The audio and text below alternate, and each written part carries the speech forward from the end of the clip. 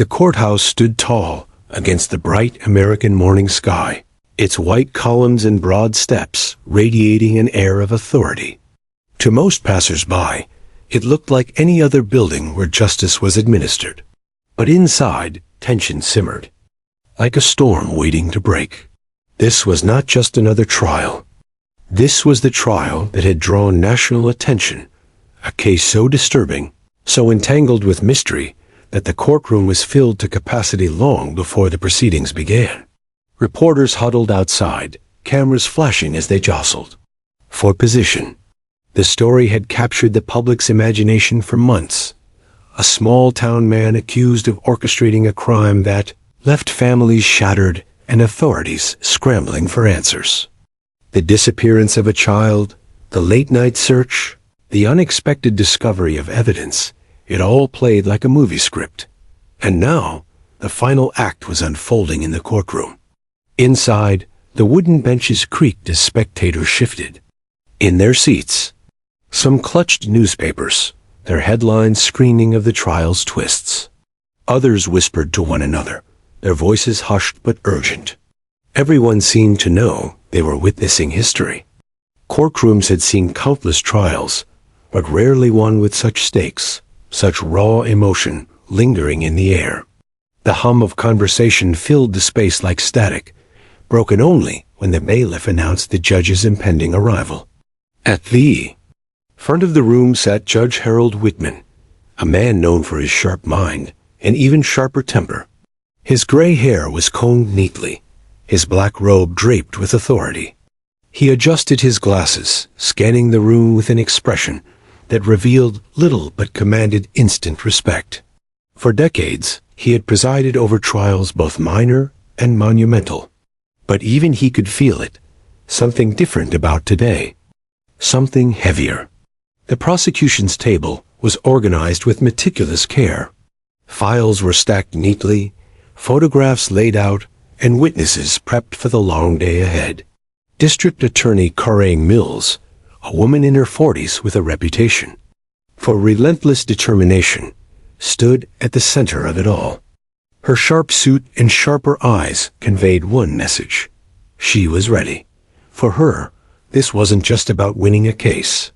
It was about giving a voice to those who had been silenced. She carried the weight of the community's expectations on her shoulders. Across the aisle sat the defense.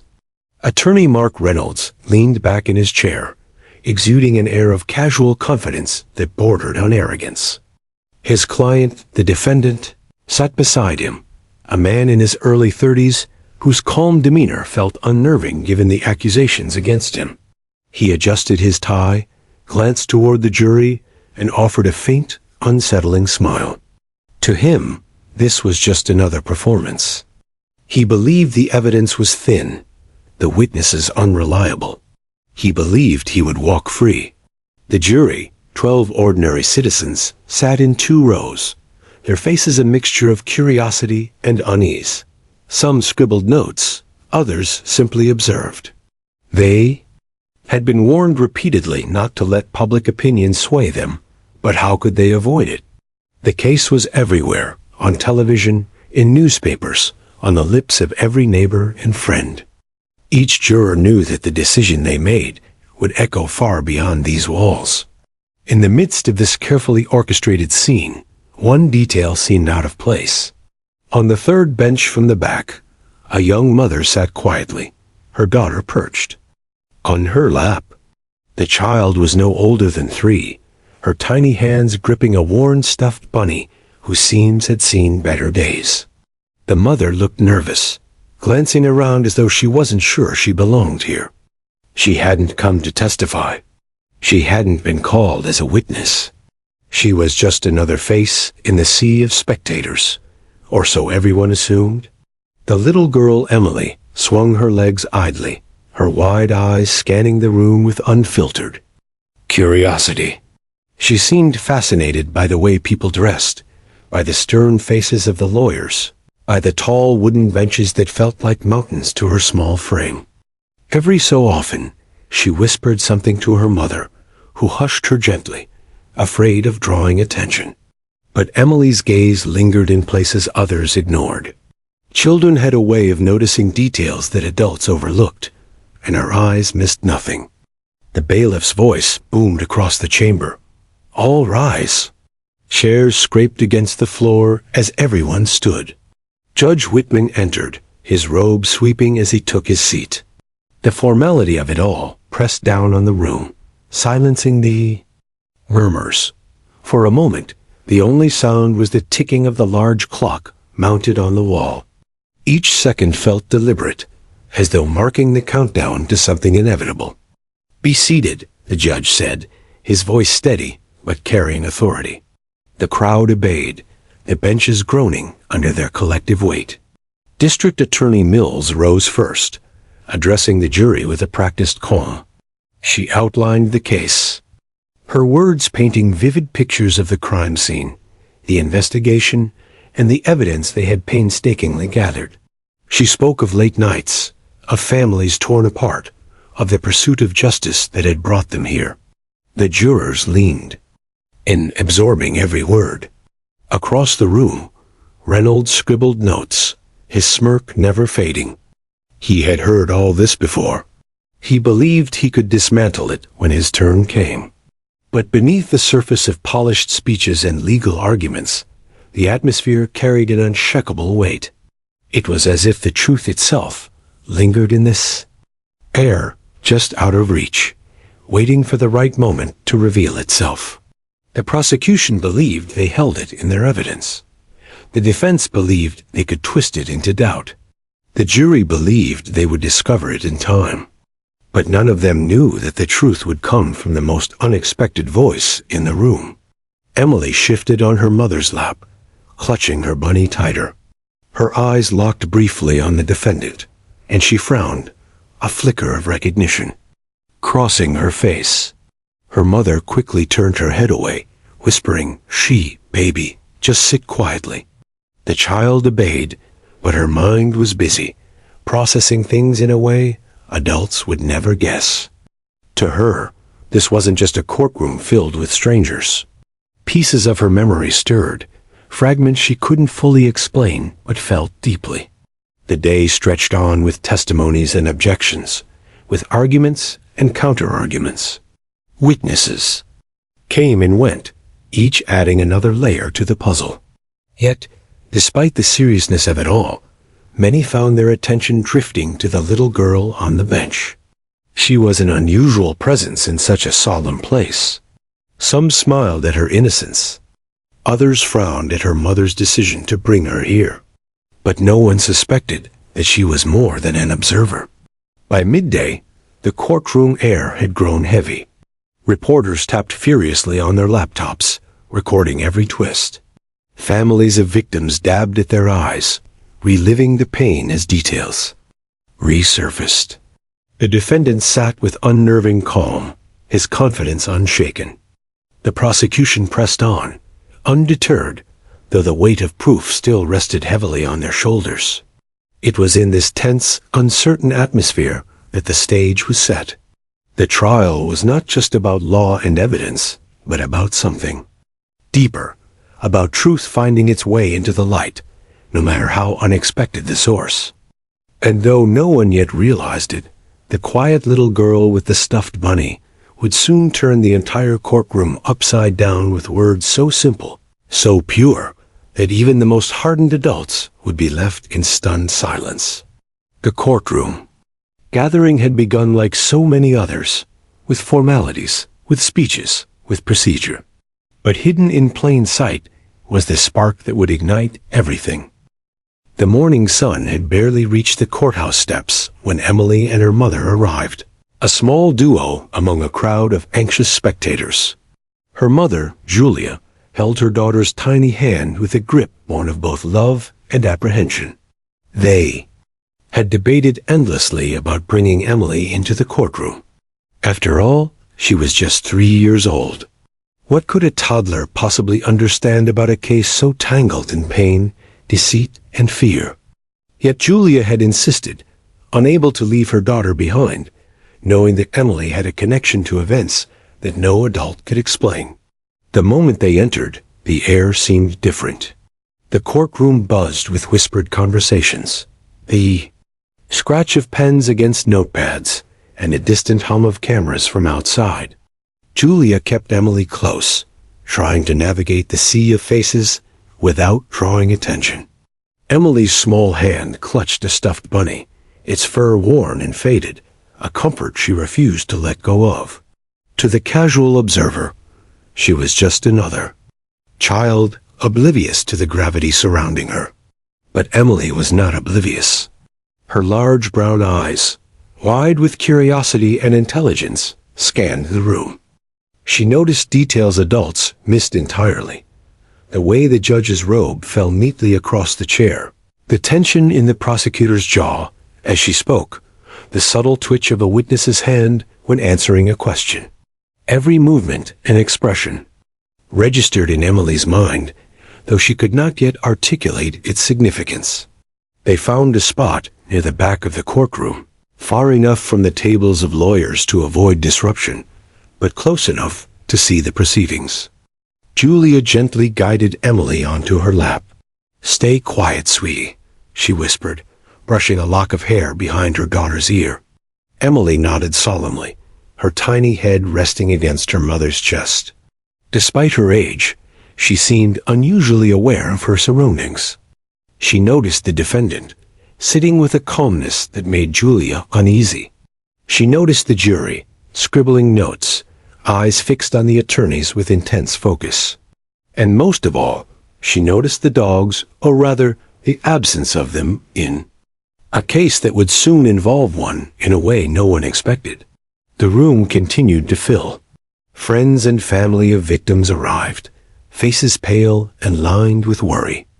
Some clutched tissues, some held hands in silent solidarity, while others whispered fervently to one another, sharing theories and fears. Journalists jostled for the best vantage points, their cameras and microphones creating a low hum that mixed with the faint scent of polished wood and worn carpet. Each detail, each sound, was registered by Emily's attentive mind, though she processed them in ways adults couldn't fathom. As the trial proceedings began, Emily's attention sharpened. Witness after witness took the stand, recounting harrowing experiences. Julia could feel the tension radiating from the room, but she also sensed Emily's quiet observation. The child was too young to speak, yet too perceptive to ignore the weight of the moments unfolding around her. Her mind connected dots Julia could only guess at, fragments of a night long past, small details she had witnessed, but never mentioned aloud. Emily's awareness was not just passive. She reacted in subtle ways that went unnoticed by nearly everyone. Her fingers twitched as she gripped her bunny tighter when certain testimonies struck close to home. Her brow furrowed as she stared at a witness who hesitated mid-sentence. She hummed softly, almost imperceptibly, to soothe herself, but the sound carried a rhythm that seemed to mirror the courtroom's growing tension. Every observer missed these minute cues, yet they were signs of an extraordinary mind processing. Events far beyond her years. Julia whispered words of reassurance, her voice barely audible over the formal proceedings. "Everything's okay, Emily. Just sit with me." The toddler nodded, though her eyes remained alert, darting between faces, following gestures, noting reactions. She watched the judge's pen move as he made notes, watched attorneys shift papers and adjust their positions, watched the defendant's hands remain unnervingly calm in his lap, and she remembered small flashes of memory, moments from the night of the incident resurfaced in fragments, the way shadows had moved, the soft sounds she had heard, the comfort of a presence she had not fully understood at the time. It was during a lull in the proceedings that Julia noticed her daughter staring intently toward the entrance. Emily's small body stiffened, her hand gripping the bunny so tightly the seams threatened to split. "Mommy," she whispered, almost a breath, almost inaudible. "He's coming." Julia's heart skipped a beat, unsure if her daughter had imagined it, or if something more significant was at play. She looked toward the doors, but saw nothing unusual yet. As the doors opened, a hush fell over the courtroom. All attention shifted, and Emily's focus sharpened. Through the slight gap in the crowd, she glimpsed a figure she recognized, though she couldn't yet name him. Her little hands tightened around her mother's wrist, her tiny body tense with anticipation. Julia felt the sudden change in energy, the subtle shift in the air that comes when something unexpected is about to happen. She glanced down at Emily and saw the girl's wide eyes, unblinking, fixated on the approaching presence. It was Officer Daniels, leading Rex, the German shepherd, into the courtroom. Even at a distance, Emily's reaction was instant and undeniable. Her lips parted slightly, a gasp forming but not yet released. She reached out, as if trying to bridge the distance between her and the dog, a connection she could not explain. Julia squeezed her hand, trying to calm her daughter, but Emily's attention remained unwavering. She remembered the night Rex had found her, had stayed close to her, had offered a sense of protection that adults could never replicate. The dog's entrance shifted the entire room. The jury leaned forward in curiosity. Reporters adjusted their cameras, and the attorneys paused mid-sentence. Rex moved with disciplined precision, his handler's hand firm on the leash, yet his eyes scanned the room with intelligence and alertness. Julia felt a chill, the hairs on her arms rising. As she watched her daughter's reaction, Emily's gaze locked onto Rex, recognition flashing with clarity. It was as if the years between the night of the incident and today had collapsed into this single moment of awareness. Emily clutched her bunny tighter, whispering to herself words that Julia could barely hear. "It's him. It's Rex." Her small voice trembled with emotion she couldn't yet name. Julia's eyes widened, understanding the gravity of the situation only partially. She had known Emily, remembered fragments of that night, but she had never imagined the depth of that memory, nor the clarity with which her daughter now recognized the canine. As the dog settled near the front of the courtroom, Emily remained focused, unmoving, as though sensing that something monumental was about to unfold. Julia whispered, "Stay calm, baby," but even she felt her pulse quicken. Every adult in the room was absorbed in formalities, in arguments, in evidence, yet the most important observer had already noticed the key piece everyone else would soon come to see. The trial continued, voices rising and falling, papers rustling, the gavel occasionally striking. But Emily remained anchored, her mind active, her senses tuned to details that would make a difference between truth and confusion. She remembered more than anyone could know, sounds, movements, smells, and feelings that adults would have dismissed as irrelevant. To her, every element of the courtroom and every figure within it carried meaning, a significance that would soon unfold in a way no one anticipated. As part two drew to a close, Emily sat quietly, her legs dangling from her mother's lap, eyes unwavering. She had arrived in the courtroom as an observer, a child in the midst of legal machinery far beyond her years. Yet in her mind, she was already preparing to speak, to point, to reveal truths that would shake the room. And though no one yet realized it, the presence of one small child and one remarkable dog would soon become the pivot upon which the entire trial turned.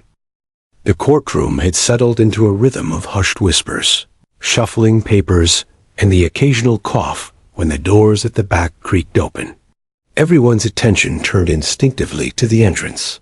Officer Daniels appeared first, his black uniform pristine, polished badge catching the soft sunlight that streamed through the high windows. At his side moved Rex, a German shepherd with a coat as dark as midnight and eyes that reflected intelligence and unwavering loyalty. The dog's presence commanded the room, an unspoken authority that few humans could ever match. The murmur among spectators rose immediately. Jurors straightened, leaning forward in their seats. Reporters scrambled for the perfect shot, cameras clicking and microphones shifting. Lawyers paused mid-sentence, pens hovering over paper, as they calculated the potential impact of the canine's presence. Even the judge's eyes narrowed slightly.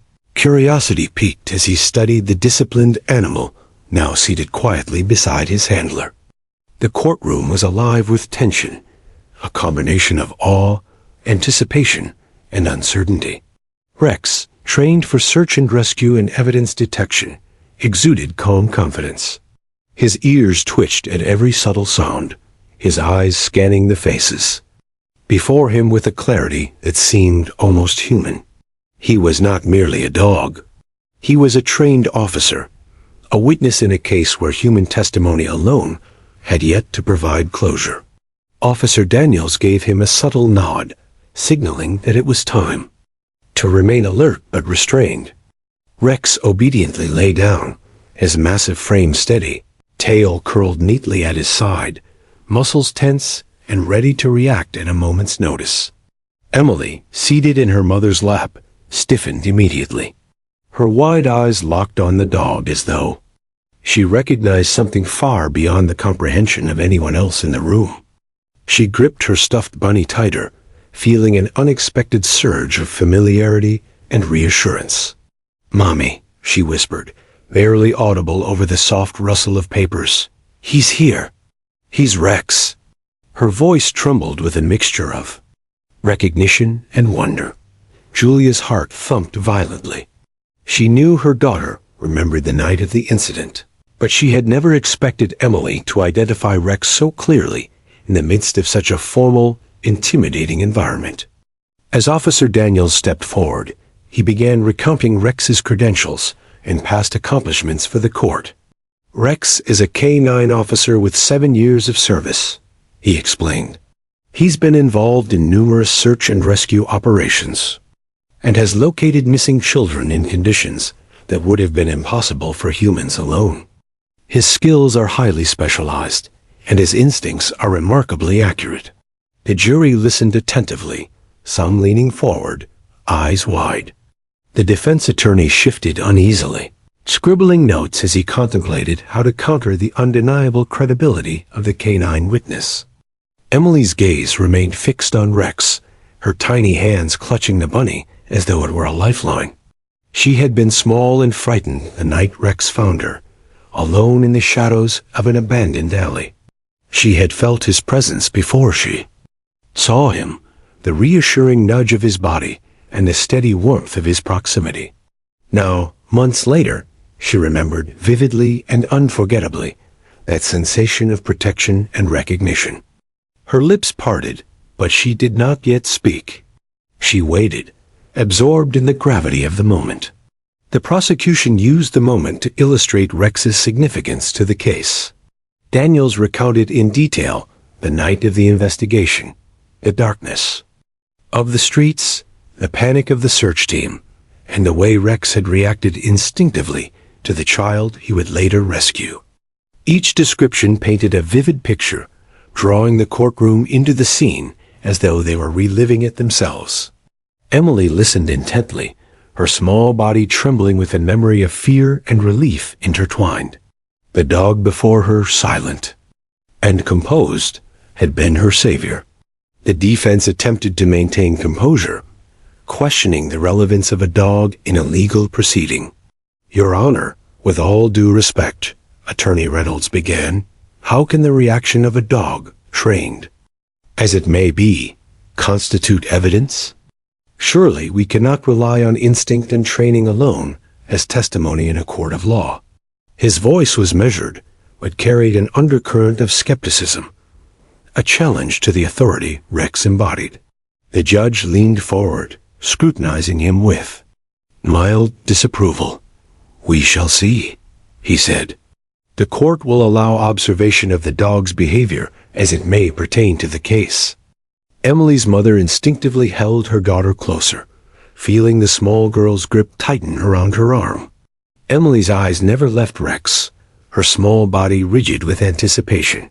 "Mommy, he remembers me," she whispered, almost reverently. Julia's eyes welled with tears, understanding for the first time the depth of her daughter's memory and recognition. Emily's connection to Rex, once simply a comforting thought in her mind, now had the potential to influence events in a courtroom full of adults who could not begin to comprehend it. Officer Daniels carefully demonstrated Rex's training protocols. The dog responded to commands with precision, obeying without hesitation. He sat, lay down, and even tracked subtle hand gestures. The courtroom watched, captivated by the synchrony between handler and canine. Then came the moment that would change everything. Daniels allowed Rex a brief pause, instructing him to observe. The German shepherd's eyes flicked across the room, scanning faces, until they settled, honoringly, on Emily. The reaction was immediate and palpable. Emily's breath caught in her throat. Her small hands tightened around her bunny, and she leaned forward instinctively. The room seemed to shift in response. Jurors, lawyers, and spectators noticed something unusual. The dog's gaze was fixed, unwavering, as though he had recognized someone significant. A ripple of tension moved through the courtroom. Even the judge raised an eyebrow, clearly intrigued by the unusual interaction. Emily, aware of her own reaction, whispered again to her mother, "He knows me. He really knows me." No one could explain it, but the energy in the room had changed. The cold formality of legal proceedings gave way to something more immediate, more visceral.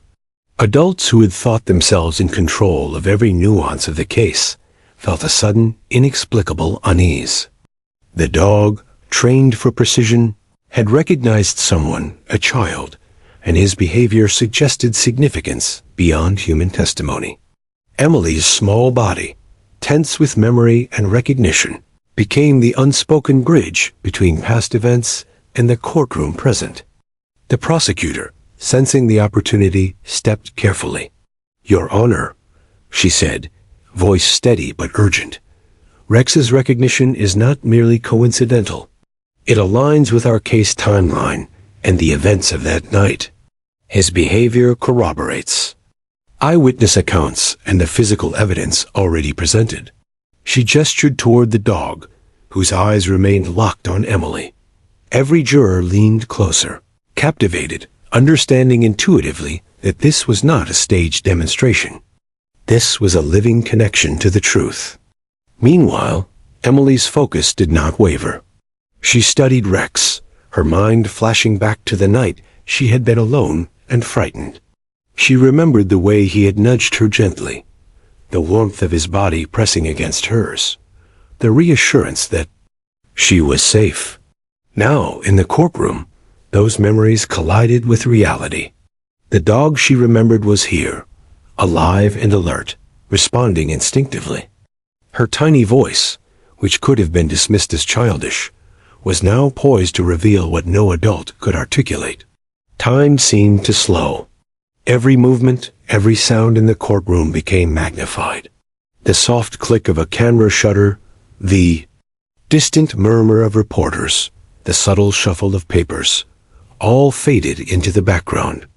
The focus was on Emily and Rex, the unspoken understanding between them, and the unanticipated power of that connection. A hush fell over the room, thick with anticipation, as the realization began to dawn. This was no ordinary trial moment. Something extraordinary was unfolding, quietly, yet irrevocably. The day had started like any other, with legal formality, procedure, and human testimony. But now, the presence of a trained canine, a small child, and the invisible threads of memory and recognition had shifted the center of attention. Emily, unaware of the magnitude of her own awareness, had become a pivotal observer. Rex, trained to find and respond, had become the silent messenger, ready to reveal truths that words alone could not convey. And in that suspended moment, the courtroom, jurors, attorneys, spectators, and the judge alike understood, even if only subconsciously, that the events about to unfold would be unlike anything they had anticipated. The K-9's entrance had set the stage. The child's recognition would illuminate truths long hidden, and the trial, already fraught with tension, was about to be turned on its head by forces no one had expected. The courtroom was electric with tension, though no one fully understood why. Rex, the German shepherd, had taken his place near the front, alert and watchful, while Officer Daniels stood calmly beside him, leash in hand but relaxed. Jurors shifted. In their seats, some exchanging subtle glances, all trying to read the significance of the dog's behavior. Even seasoned reporters paused mid-note, sensing that the events about to unfold could change the course of the trial. At the back of the courtroom, Emily clutched her stuffed bunny with trembling hands. Her wide brown eyes never left Rex.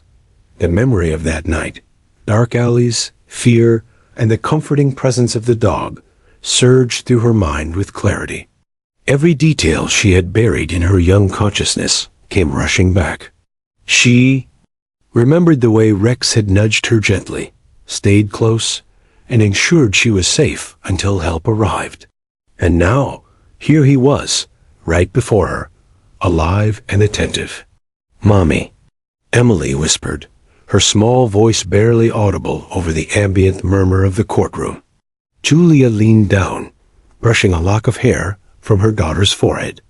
Sweetheart, just stay quiet," she said softly, but there was tension in her voice, a mixture of fear and anticipation. Julia knew her daughter's memory of that night was vivid, but she had no idea Emily would act on it in this environment. Under the eyes of strangers and authority figures, Emily's small hands shot up, trembling slightly as she pointed at Rex.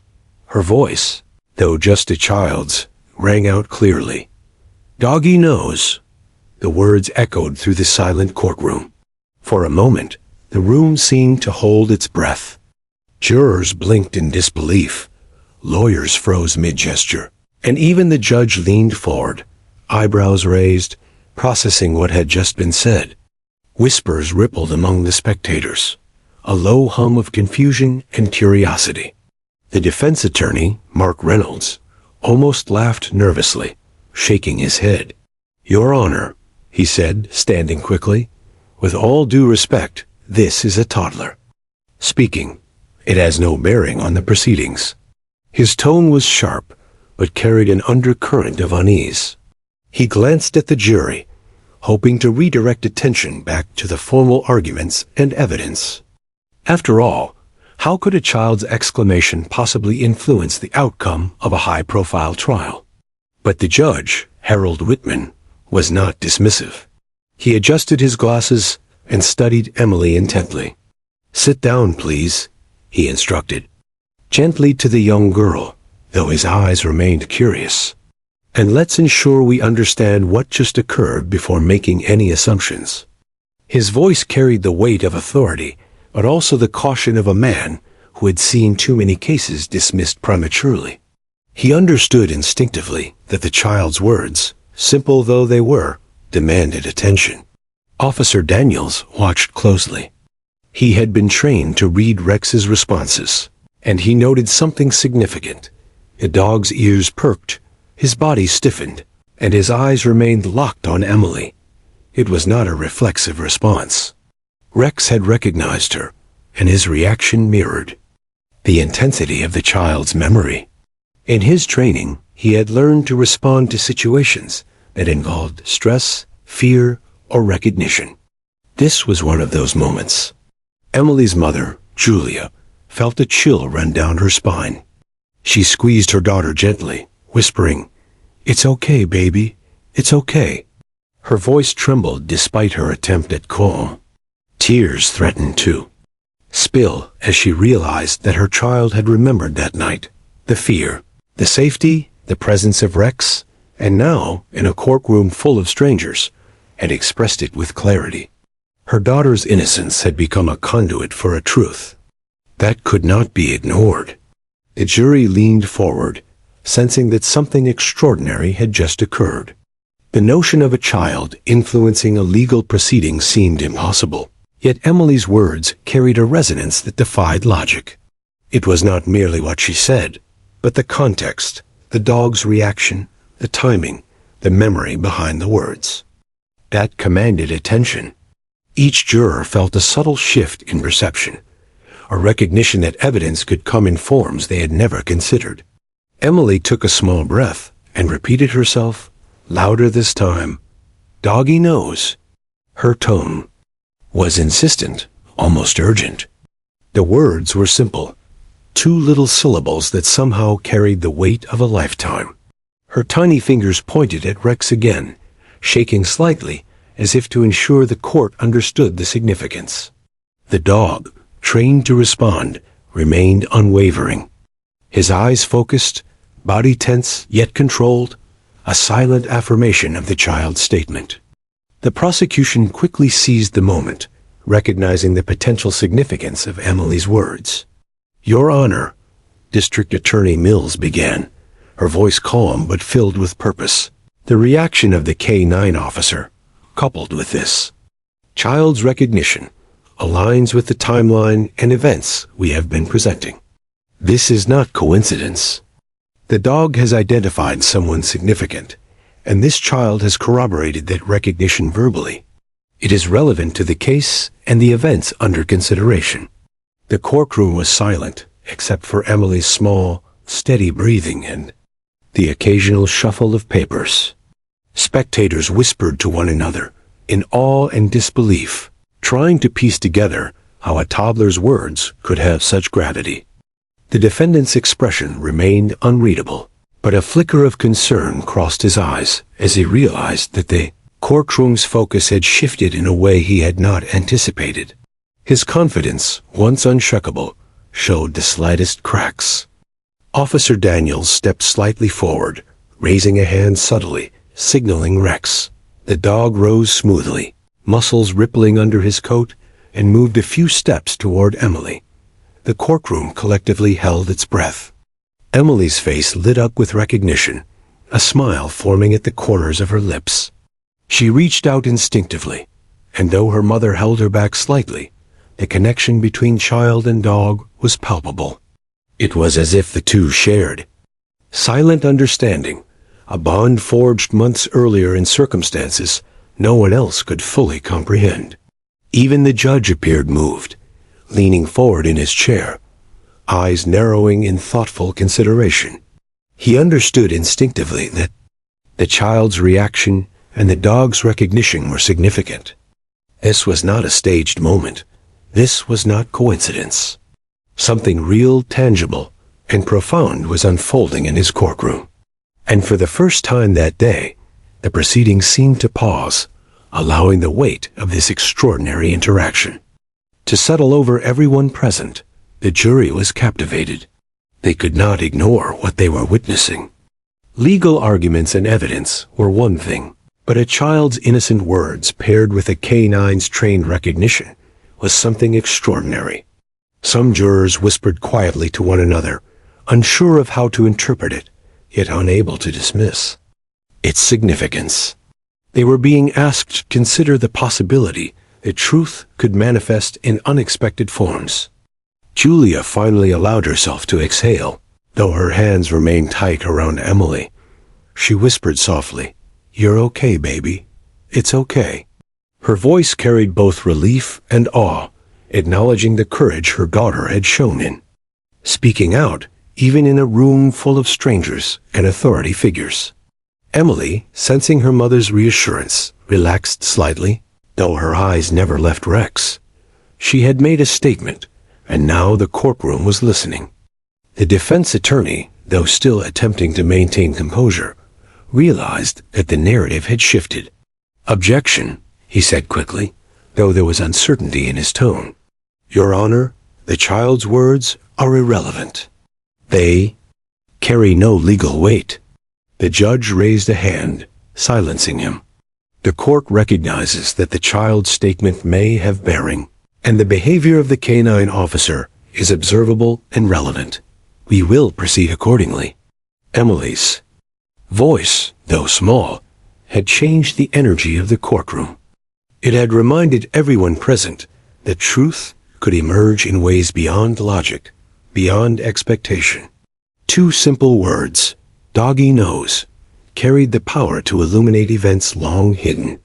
And though Emily herself was too young to understand the weight of her statement, the courtroom understood in full. A moment had arrived that would alter the trajectory of the trial, and nothing would ever be the same.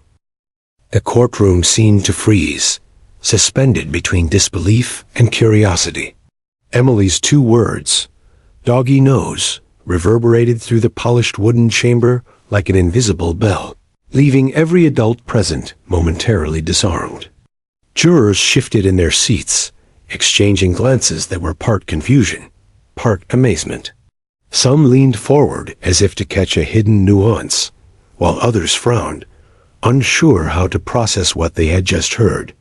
The sheer improbability of the moment hung heavily in the air, almost tangible, pressing against the walls and the high ceilings like a storm cloud. Officer Daniels remained composed, though he too sensed the intensity of the moment. He had seen Rex respond to countless situations, missing persons, dangerous searches, evidence discovery, yet this was unique. The dog's eyes locked unwaveringly on Emily, radiated recognition and a quiet alertness that was unmistakable. Every muscle in his body was poised, ready to act if needed, as though affirming the toddler's words. It was more than instinct. It was confirmation of a bond that had formed under extraordinary circumstances months earlier, during the search for the missing child. Julia instinctively clutched Emily tighter, feeling the tremor in her daughter's small frame. "It's okay, baby," she whispered, though her voice carried a mixture of relief, fear, and astonishment. Her mind raced, trying to comprehend what had just transpired. She knew Emily had remembered parts of that night, but she had never anticipated such a direct, undeniable response in a courtroom teeming with strangers, cameras, and authority figures. She could feel eyes on her and her daughter, yet she dared not intervene too forcefully. She had to allow the moment to unfold. The judge, Harold Whitman, adjusted his glasses and leaned slightly forward. His stern expression was softened by curiosity. He understood the weight of what was happening. "This is highly unusual," he said, his voice calm but deliberate. "However, the court will allow observation of the child's interaction with the canine. Let the record show that the dog's behavior may have significance to the case." His statement carried both authority and caution. In his decades of experience, he had rarely witnessed a moment where instinct and recognition could speak louder than human testimony. The defense attorney, Mark Reynolds, tried to maintain composure, though his confidence had visibly wavered. "Your Honor," he said, his tone forced, "with all due respect, this is still a toddler speaking. The dog's reaction may be interesting, but it is not substantive evidence. We cannot allow emotional theatrics to influence the jury." He gestured vaguely toward the crowd, hoping to diffuse the sudden tension. Yet even he knew, deep down, that the courtroom had shifted in ways he could not control. Emily's gaze remained unwavering, her eyes locked on Rex, wide with recognition and certainty. She remembered not just the presence of the dog, but the feelings of safety, warmth, and reassurance he had provided the night she had been alone and terrified. The memory surged through her in fragments. The way his fur had brushed against her cheek, the low, calming growl that reassured her, the steady presence that allowed her to endure what no child should ever face. And now, in the courtroom, those memories crystallized into a moment of clarity that adults could neither fabricate nor dismiss. The jurors leaned in, captivated. Some whispered quietly to one another, questioning what they were witnessing. Could a child's recognition of a trained canine truly carry significance? Could 2 simple words, "Doggy knows," actually illuminate truths that adults had failed to uncover? Slowly, they began to understand that this was not merely a moment of cuteness or coincidence. Something more profound was at play. Emily was not speaking frivolously. She was communicating a memory, a recognition, a confirmation of events that had remained obscured until now. Officer Daniels stepped slightly forward, giving Rex a subtle command. The dog rose gracefully, muscles rippling under his coat, and began moving slowly toward Emily. The courtroom collectively held its breath. Emily's small face lit up with recognition, her tiny hands tightening on her stuffed bunny. "He's coming to me," she whispered, almost reverently. Her voice trembled, but her confidence was unmistakable. Julia's eyes widened, tears brimming as she realized the magnitude of what her daughter was about to accomplish. A child, a dog, and a courtroom full of adults would witness a connection forged in the shadows of fear and heroism. Rex approached Emily cautiously, aware of his surroundings, yet focused entirely on her. He lowered his massive head to her level, tail wagging subtly but controlled, and made eye contact. Emily giggled softly, the sound breaking the heavy tension of the room. She extended a small hand, brushing against the dog's muzzle, and whispered, "Good doggy." The court was silent again, the weight of the interaction palpable. Even the judge seemed moved, his eyes narrowing not in judgment, but in contemplation of the extraordinary circumstances unfolding before him. District Attorney Mills seized the moment to highlight its significance. "Your Honor," she said, her voice calm but urgent, "this is not merely a coincidence. The child's recognition of the K9 corroborates our timeline and evidence. Rex was present during the events in question, and his behavior now confirms that the child recognizes him from that night. It is relevant and substantial." She gestured toward Emily and Rex, her tone carrying conviction and clarity. The spectators murmured among themselves, unable to look away. The defendant's composure faltered slightly, a shadow of concern flickering across his face. He had prepared for witnesses, testimonies, and legal arguments, but he had not prepared for the truth to manifest through the innocence of a child and the instincts of a dog. The courtroom, once dominated by procedural formality, had transformed into a stage for revelation, where instinct and memory spoke louder than argument or evidence. Emily, sensing the importance of her actions, remained steady. Her small hands patted Rex gently, her voice whispering assurances she had learned to say during moments of fear. "It's okay. It's okay, doggy." The words, simple and unpolished, carried authenticity that no adult could fabricate. Rex's response, calm, alert, and focused, reinforced the truth behind her memory. It was a moment that transcended age, training, and expectation. The judge, recognizing the unprecedented nature of the situation, addressed the courtroom. Let the record reflect the child's words and the K9 officer's response. This interaction will be considered relevant to the proceedings. The court acknowledges the unusual circumstances, but recognizes their potential importance. His voice carried authority, yet his expression revealed a deep respect for the delicate balance unfolding before him. The defense attorney, despite his protests, could no longer ignore the reality of the situation. He sat down, scribbling furiously on his notes, attempting to formulate a strategy. Yet even he knew that the impact of Emily's words and Rex's behavior could not be easily diminished. The courtroom's focus had irrevocably shifted. This was no longer just a legal proceeding. It was a moment where truth revealed itself through the innocence of a child and the instinct of a trained dog. Julia watched her daughter with awe and apprehension. Emily's tiny body had become a vessel for revelation, her words simple yet transformative. She whispered softly, "You're doing great, baby. Just stay calm." Emily's eyes never left Rex, her small hands now resting lightly on the dog's fur. She had spoken, she had acted, and the courtroom, jurors, lawyers, and spectators alike, was captivated by the unanticipated clarity that had emerged. As the moments stretched on, the weight of the interaction became undeniable. The courtroom was no longer just a place of procedure and argument. It had become a witness itself, a space where instinct, memory, and truth converged. Emily had spoken. Rex had responded. And in that shared recognition, the foundations of the trial shifted subtly but irrevocably, leaving everyone present with the unshakable understanding that justice was about to take an extraordinary turn. The courtroom seemed to freeze, suspended between disbelief and curiosity.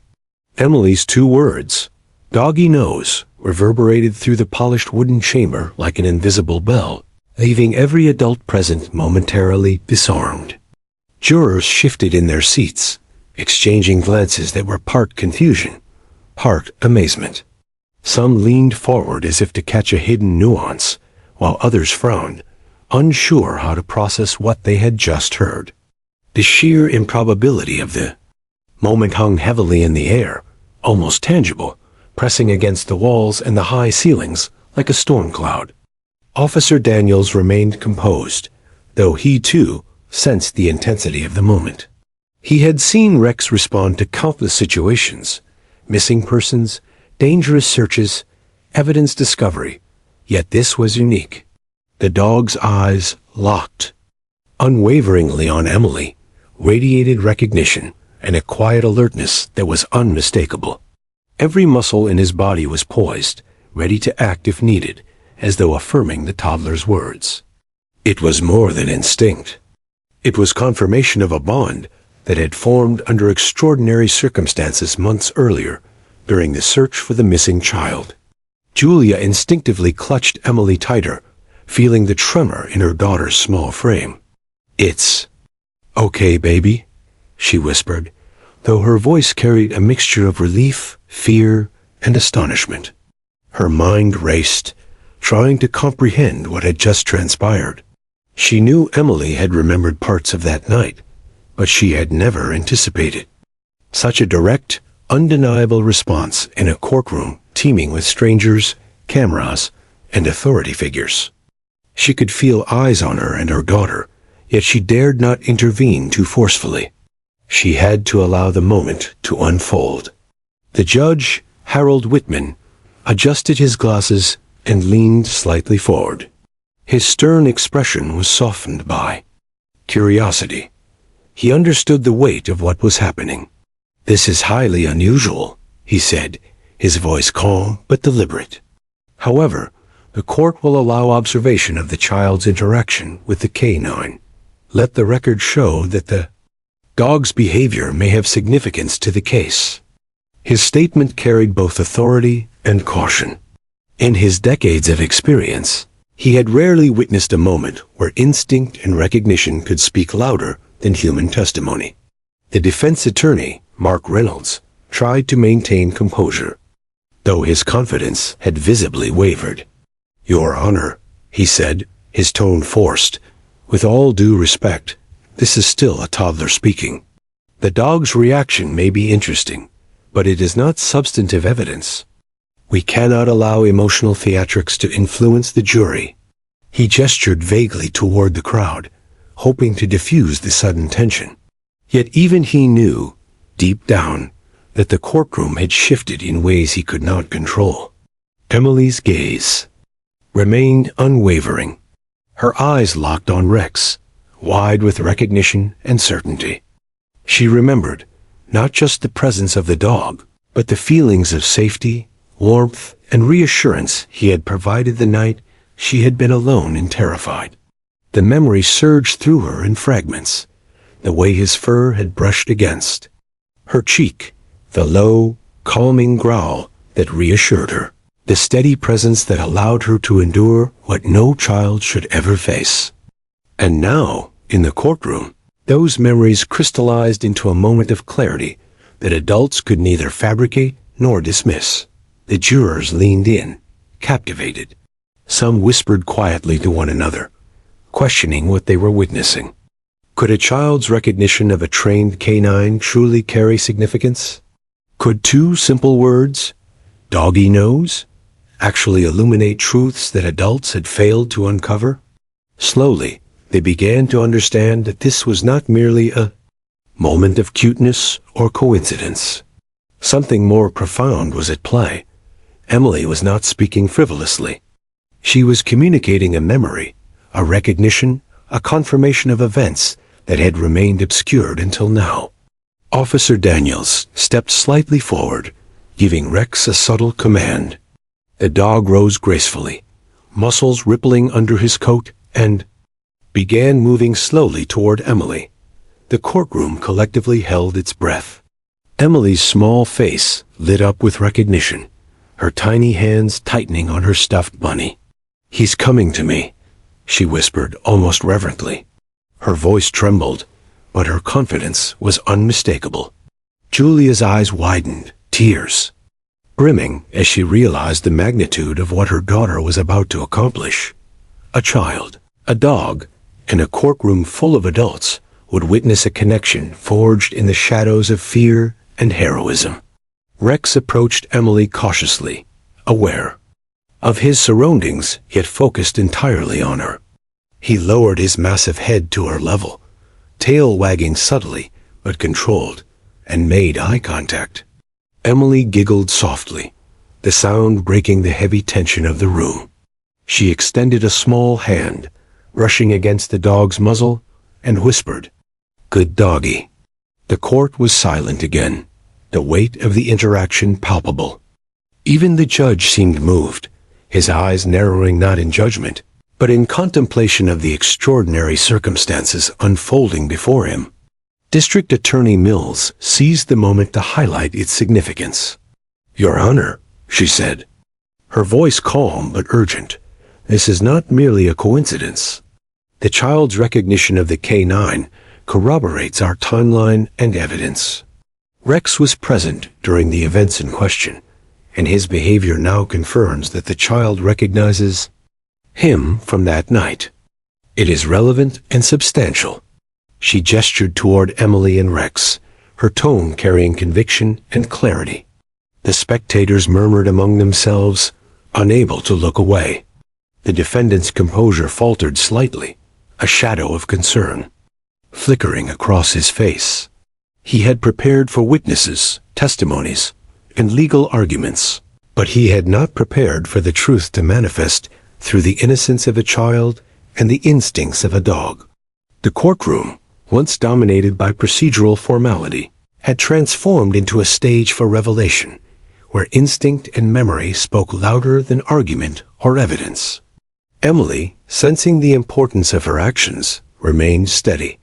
Her small hands patted Rex gently, her voice whispering assurances she had learned to say during moments of fear. "It's okay. It's okay, doggy." The words, simple and unpolished, carried authenticity that no adult could fabricate. Rex's response, calm, alert, and focused, reinforced the truth behind her memory.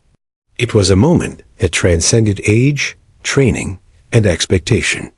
The judge, recognizing the unprecedented nature of the situation, addressed the courtroom.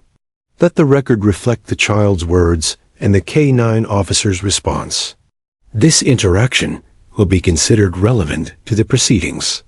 The court acknowledges the unusual circumstances, but recognizes their potential importance. His voice carried authority, yet his expression revealed a deep respect for the delicate balance unfolding before him. The defense attorney, despite his protests, could no longer ignore the reality of the situation. He sat down, scribbling furiously on his notes, attempting to formulate a strategy. Yet even he knew that the impact of Emily's words and Rex's behavior could not be easily diminished. The courtroom's focus had irrevocably shifted. This was no longer just a legal proceeding. It was a moment where truth revealed itself through the innocence of a child and the instinct of a trained dog. Julia watched her daughter with awe and apprehension. Emily's tiny body had become a vessel for revelation, her words simple yet transformative. She whispered softly, "You're doing great, baby. Just stay calm." Emily's eyes never left Rex, her small hands now resting lightly on the dog's fur. She had spoken, she had acted, and the courtroom, jurors, lawyers, and spectators alike, was captivated by the unanticipated clarity that had emerged. As the moments stretched on, the weight of the interaction became undeniable. The courtroom was no longer just a place of procedure and argument. It had become a witness itself, a space where instinct, memory, and truth converged. Emily had spoken. Rex had responded. And in that shared recognition, the foundations of the trial shifted subtly but irrevocably, leaving everyone present with the unshakable understanding that justice was about to take an extraordinary turn. The atmosphere in the courtroom had shifted completely. What had started as routine proceedings now carried an air of the extraordinary. Every person present, jurors, attorneys, spectators, and even the judge, was acutely aware that something remarkable was unfolding. Emily, the tiny girl with wide, intelligent eyes, sat firmly gripping her stuffed bunny, while Rex, a German shepherd, remained close, head low, attentive, and alert. The subtle nuzzle Rex had given her only moments before seemed to resonate through the room like an unspoken message, recognition, reassurance, and confirmation of events long hidden. Emily's confidence had grown with each passing moment. The child who had entered the courtroom unsure, timid, and careful, now radiated clarity and purpose. She shifted slightly in her mother's lap, whispering softly to Rex, "It's okay. Remember?" The words were small, but their significance was enormous. To everyone in the room, it was evident that she was communicating something far beyond her age, and the dog's focused response validated her memory in a way no adult testimony could replicate. The jurors leaned forward, eyes widening, whispering softly to each other. "Did you see that?" one murmured. "It's like the dog recognizes her." Another nodded slowly, uncertainty and awe mingling in their expressions. The defense attorney, Mark Reynolds, attempted to regain control, tapping his pen against his notebook nervously. "Your Honor," he said quickly, voice slightly strained, "we maintain that this interaction, however endearing, holds no substantive legal weight. It is, at most, circumstantial and emotional." But even Reynolds knew, deep down, that he had lost control of the narrative. The courtroom's focus had shifted entirely to Emily and Rex. The defendant, seated rigidly at the front, tried to mask the flicker of concern crossing his features. His previous confidence, built on months of preparation, began to crumble under the weight of the child's recognition and the dog's unmistakable response. He could feel the jury's attention slipping away from him and toward a connection he could neither predict nor control. Officer Daniels remained calm, but he noticed the subtle tension in the room. He gave Rex a small hand signal, and the dog responded immediately, his movements precise, controlled, yet full of intent. Every step Rex took toward Emily was deliberate, measured, a testament to his training and his understanding of the situation. To the untrained eye, it might have seemed like obedience. To those who understood, it was far more. Rex had recognized Emily, and recognition, in his trained canine capacity, meant acknowledgement of relevance, familiarity, and significance. Emily's face brightened slightly, her small hands brushing against Rex's head. "It's okay. It's me," she whispered, her voice steady, yet trembling with the emotional intensity of memory and connection. The courtroom collectively held its breath. Witnesses, spectators, and jurors alike seemed aware that something monumental was occurring. The subtle, quiet interaction between a 3-year-old child and a German shepherd carried weight far beyond ordinary perception. It was as if a hidden truth, long buried, had begun to surface. District Attorney Mills leaned forward slightly, her calm demeanor belying the thrill of the moment. "Your Honor," she began, voice measured but carrying clear intent. "The behavior of the K-9 officer, coupled with the child's recognition, is not merely coincidental.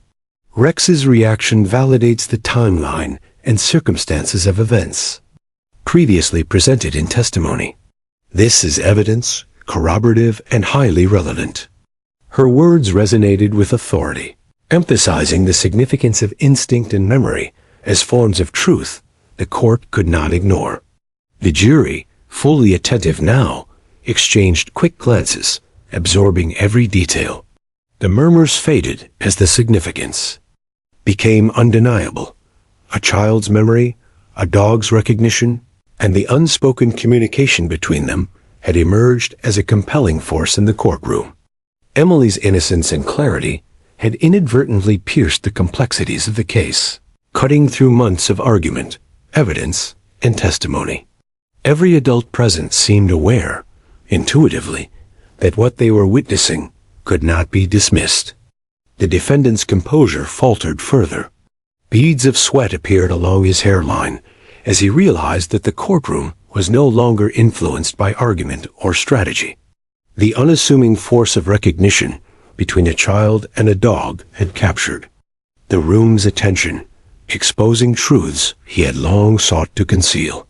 He shifted nervously in his chair, his mind racing for a plan, yet aware that nothing in his preparation had accounted for this unprecedented development. Julia, Emily's mother, whispered soothingly to her daughter, trying to calm her while allowing the interaction to continue. "You're doing fine, baby. Just let Rex guide you." Her voice trembled with a mixture of awe, relief, and apprehension. She had never seen her daughter operate with such clarity and purpose, nor had she imagined the courtroom's collective attention would shift entirely to a toddler's recognition and a dog's response.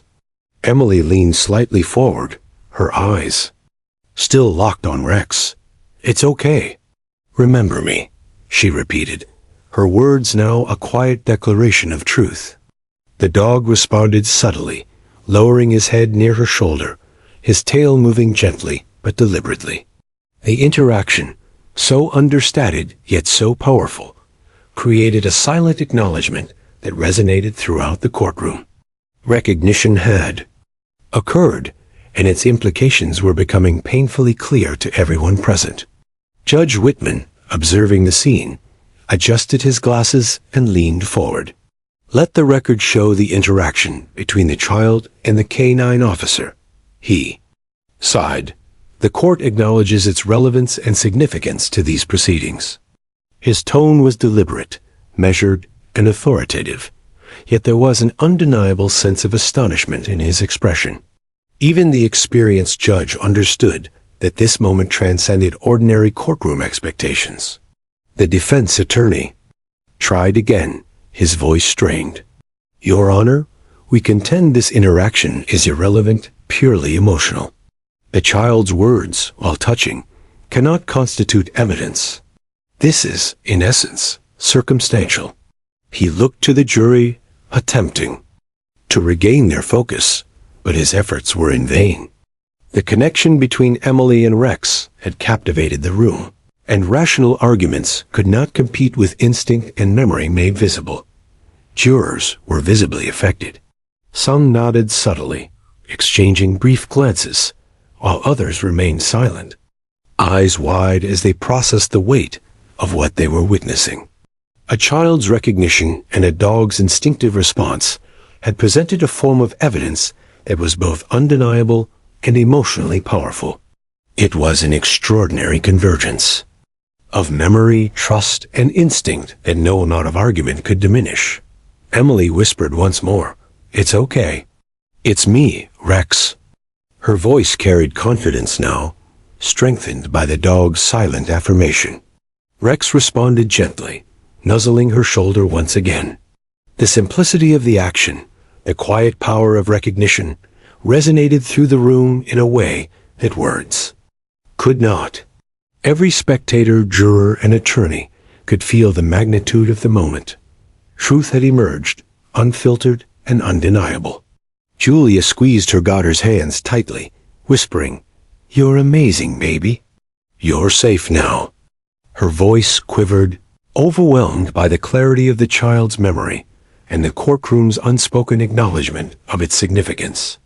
Emily's small presence, combined with Rex's trained recognition, had transformed a conventional trial into a scene of revelation and emotional resonance that would be remembered long after the gavel fell. The defendant's attempts at maintaining control crumbled entirely.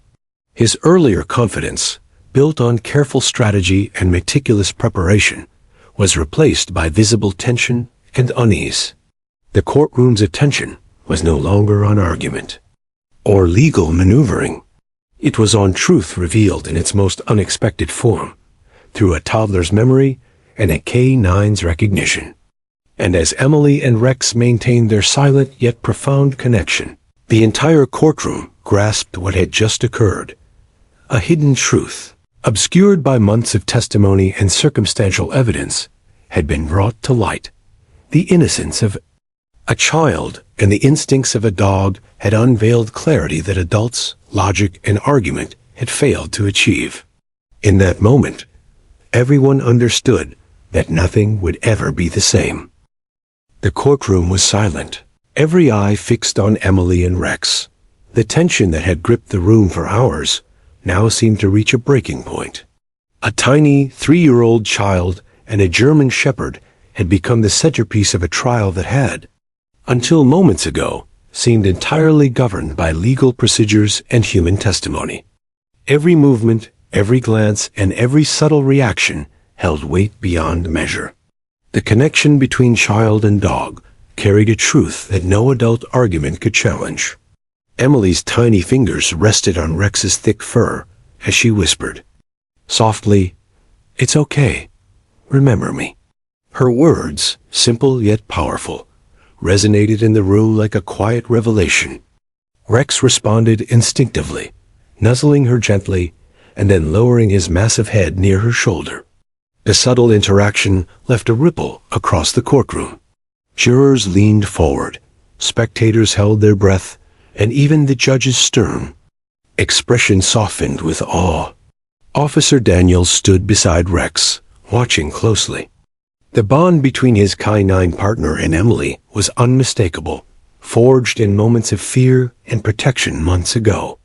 Daniels had trained Rex to respond to recognition cues, but he had never seen a reaction so emotionally charged. It was as if Rex understood the gravity of the courtroom, the presence of strangers, and the importance of his role.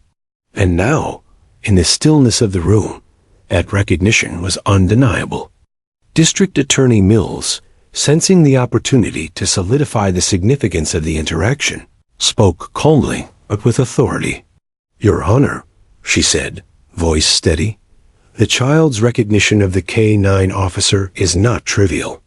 It aligns directly with our timeline, corroborates eyewitness accounts, and validates the presence of the dog during events critical to this case.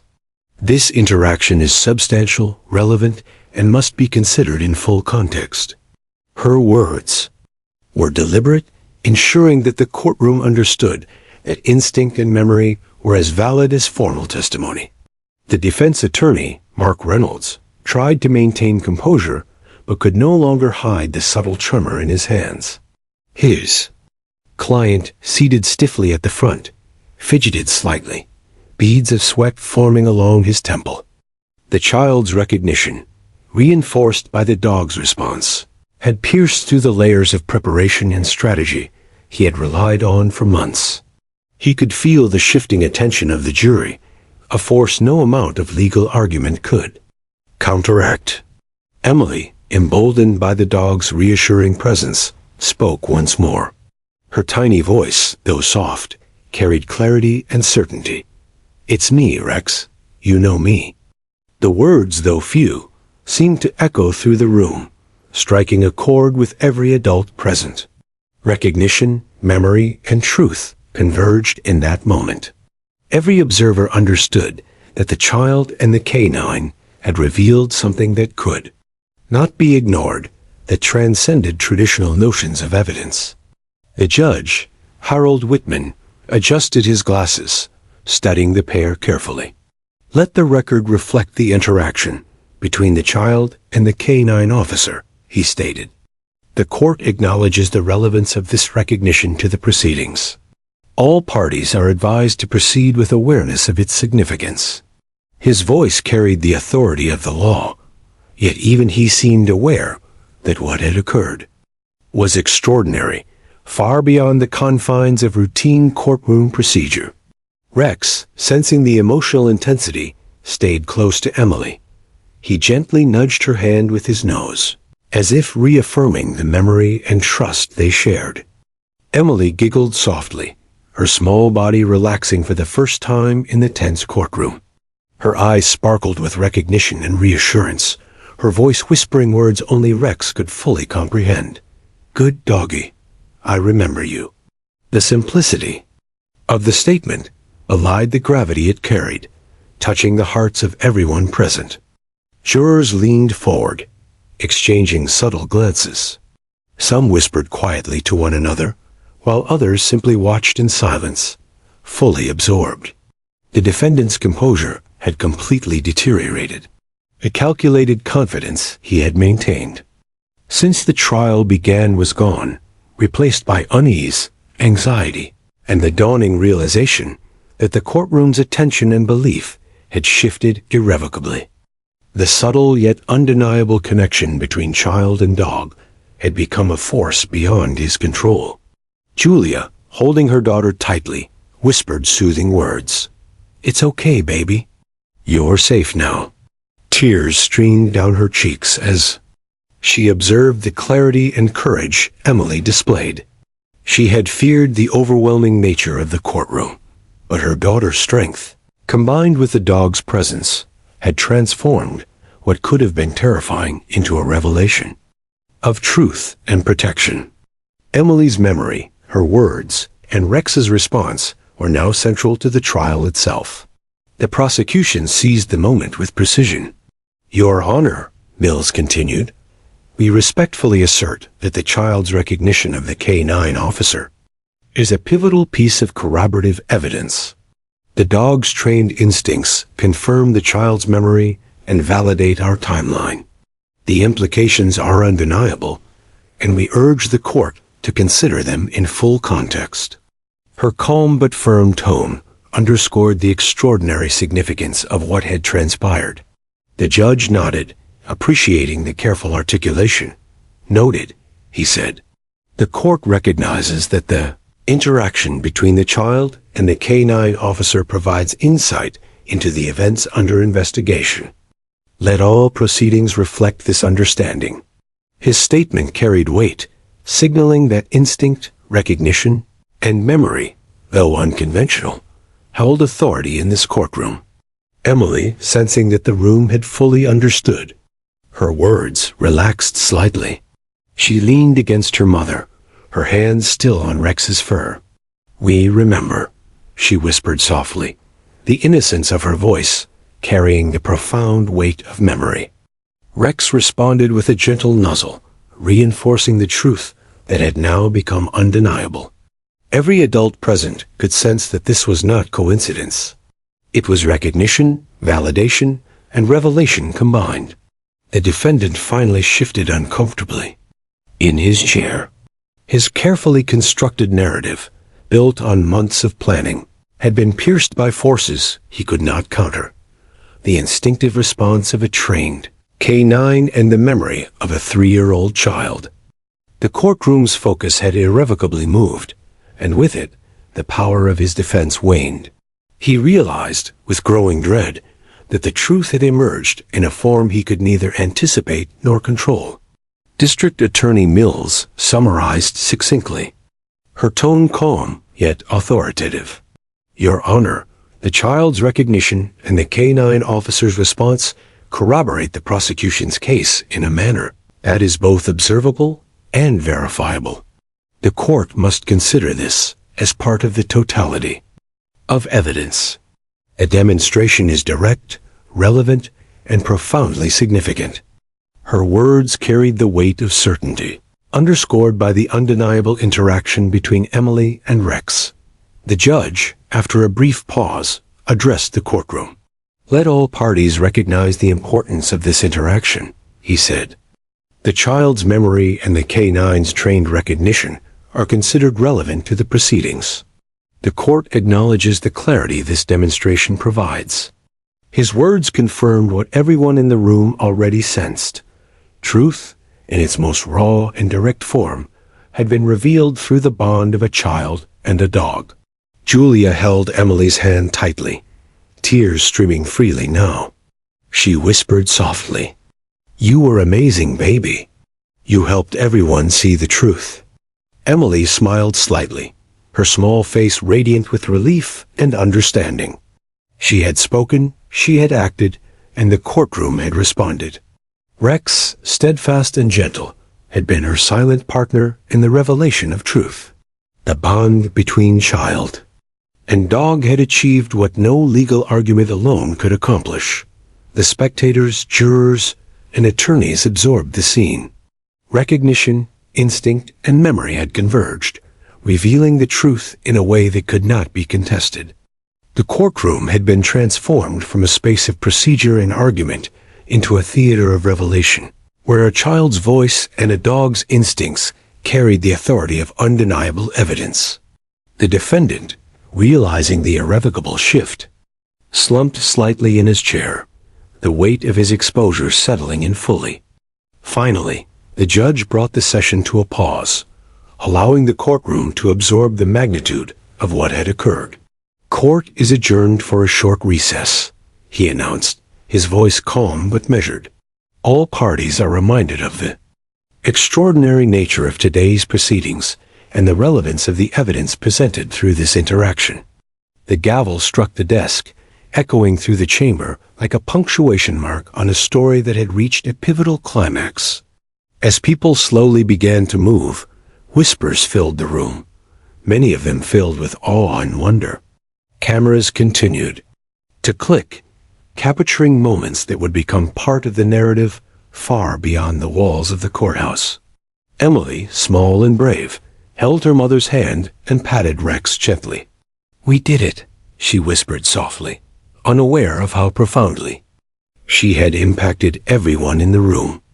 Rex responded with a low, gentle growl, as if affirming that the truth had indeed been seen and understood. In that courtroom, an extraordinary chapter of justice had been written.